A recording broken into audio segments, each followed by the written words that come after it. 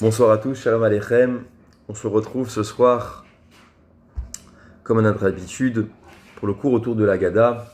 Et nous avons précédemment parlé des 10 plaies. Nous étions dans la 5e plaie, qui est la peste, l'épidémie.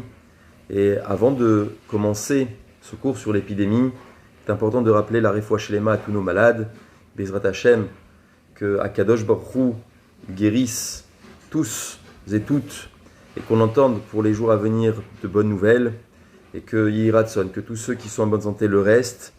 Et chose importante à rappeler, certes, nous avons à cœur d'être avec nos proches le soir de Pessah. C'est une fête de famille, c'est une fête de rassemblement, mais cette année, pour ne pas que l'épidémie gagne du terrain, pour faire attention à nos proches et les préserver, il est important de rester chacun chez soi. C'est vrai que c'est difficile, c'est vrai que nous avons beaucoup de tristesse à ne pas se réunir, mais quelle joie allons-nous avoir de nous retrouver tous en bonne santé plus tard. Alors ne prenons pas de risques.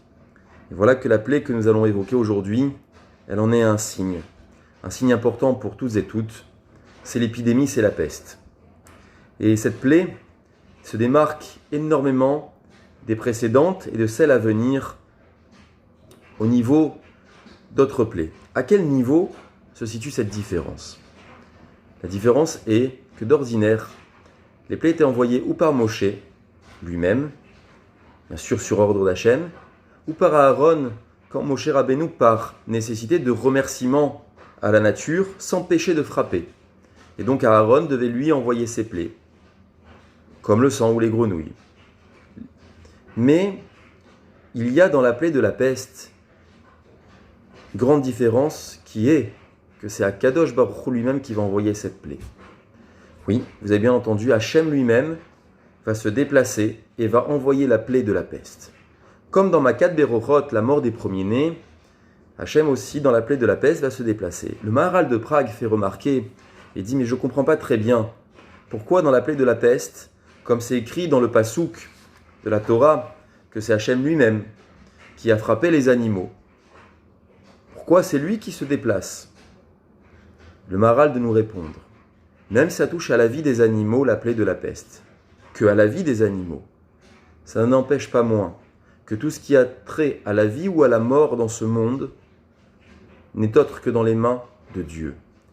La vie et la mort de ce qu'il y a dans ce monde, intégralement, l'humain ou l'animal, dépend d'Hachem.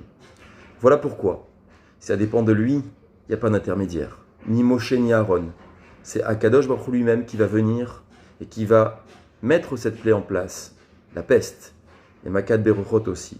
D'ailleurs, dans l'Haggadah, nous disons, c'est quoi la main forte?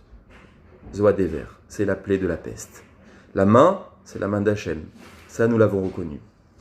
Ça, c'est le premier point que nous devions éclaircir. L'épidémie. La peste, c'est entre les mains d'Hachem. Quel remède nous avons? Nous avons le remède de la tfila, de nos bonnes actions, de notre langage, à faire attention à ce que nous disons. Et nous avons quelque chose d'inestimable, d'exceptionnel entre nos mains. Nous sommes à l'approche de Pessah, la Haggadah. Alors me direz-vous, dans cette période-là, il y a des gens seuls. Il y a des moyens de faire Pessah, très simplement, en accomplissant les mitzvot de la Torah et en étant seul. Et bien sûr, se préparer à la Haggadah, ce n'est pas le soir même, c'est aujourd'hui. Nous devons nous préparer à ce cadeau merveilleux qui est la Haggadah, qui est notre héritage. Quel est le message de la plaie de la peste? Qu'est-ce que nous devons retenir dans la plaie de la peste? Qu'est-ce que nous devons retenir dans la plaie de l'épidémie? Pourquoi Hachem a envoyé ça aux Égyptiens? Qu'est-ce qu'ils ont fait pour mériter une chose pareille? Comme nous l'avons dit précédemment dans les cours que nous avons vus, chaque plaie était mesure pour mesure pour l'Égypte. Mais nous ne étions pas touchés. Mais nous devons quand même apprendre quelque chose. Quelle est la leçon? Qu'est-ce qu'on doit en retirer? Le Midrash Rabbah, comme Rav Levinstein le ramène, les Égyptiens Ils ont vu la natalité des bénis Israël exploser. Mais vraiment, on faisait des enfants, comme on l'a dit au tout premier cours, 6 par 6. Oui, des sextuplés. Pour contrer la natalité exponentielle du clan Israël, bien, ils ont nommé les Juifs en tant que bergers. Ils ont fait balader les bénis Israël à travers des champs très longs. Ils devaient les conduire dans des montagnes et des déserts. Et alors, quel était le but? Yosef aussi, et ses frères étaient des bergers, mais quel était le but?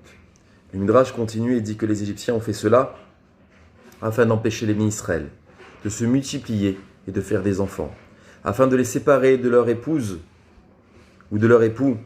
En faisant paître le bétail, ils se fatiguaient à la tâche. Ils n'avaient plus cœur à se retrouver en couple.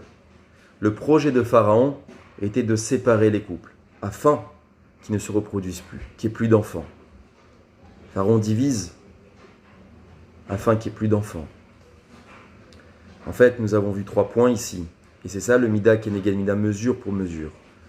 Tout d'abord, Pharaon, bien, il a eu peur de cette multiplication. Il a eu très très peur qu'on se multiplie et qu'on lui prenne son territoire ou qu'on s'associe à quelqu'un pour lui faire la guerre et lui prendre ses richesses. Alors pour stopper cette natalité, eh bien, il va user de méthodes. De méthodes, comme on dit chez nous, pas très cachères. Et Dieu va lui montrer qu'au contraire, rien n'arrête la multiplication. Rien ne peut arrêter que le clan Israël se multiplie est encore là. Nous l'avons vu à travers les générations.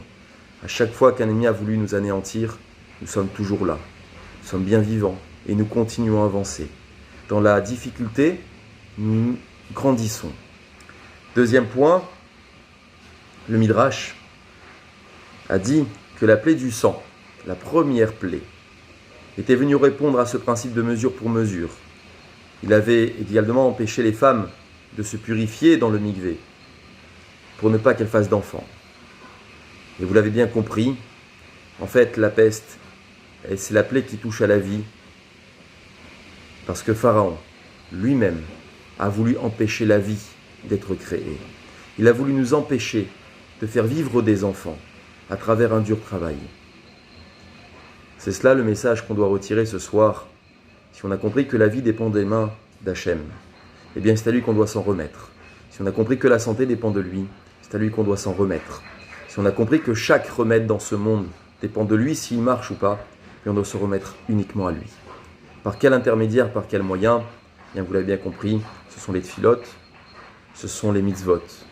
C'est préparer son Pessah, sans mettre la barre trop haute, sans être trop exigeant avec nos épouses ou avec nos époux, en étant un peu de souplesse, en ayant à cœur, eh bien, d'être un peu plus cool que d'ordinaire. Les sévérités qu'on avait prises au cours de nos coutumes, de père en fils, eh bien, cette année, on ne peut pas les accomplir. Un peu de souplesse. C'est à travers toutes ces mitzvot et ces comportements-là, cette langue qui va être plus agréable, cette fille-là qui sera mieux déversée, qu'on pourra trouver un remède eh bien, à l'épidémie. Enfin, pour conclure, Pharaon a voulu s'obstiner à empêcher la vie. Hachem va lui montrer que bien au contraire, la vie dépend uniquement de lui. Voilà le message de ce soir. C'est un peu plus court que d'habitude. En tout cas, je vous embrasse bien fort. Je vous souhaite une bonne santé, réfoua chez les nos malades. Et je vous donne rendez-vous demain soir pour la suite. Demain soir, il y aura 2 autres plaies à analyser pour enfin conclure mardi soir avec les 3 dernières. Je vous souhaite une bonne soirée. Kol Tuv, Besorot Tovot, Bracha Ve'Hatzlacha et à demain.